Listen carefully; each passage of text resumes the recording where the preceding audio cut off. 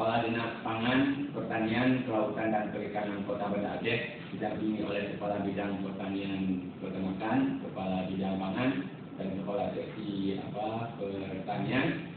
Pada hari ini mengucapkan terima kasih yang setinggi-tingginya kepada TNI yang sudah bekerja sama dengan pemerintah dan juga kepada Kodam Iskandar Muda yang selama ini sudah bekerja sama juga dengan Provinsi Aceh. Alhamdulillah dengan adanya kerjasama antara pemerintah, terutama pemerintah Kota Banda Aceh, dan sudah banyak hasil yang kita dapatkan walaupun Kota Banda Aceh lahan pertaniannya sangat terbatas. Saya kecil Kampung Menasa Muncut, Kecamatan Lunga, Kabupaten Aceh Besar.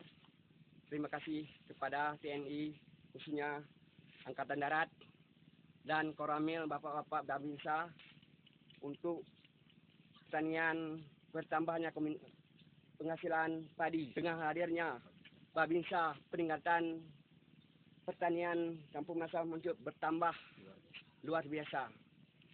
Pengadaan pupuk dan pengadaan obat-obatan padi dengan bekerja sama dengan Babinsa, kami akomodir.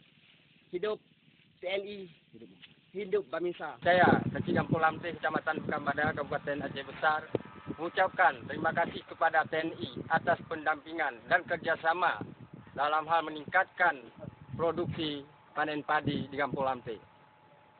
Hidup TNI!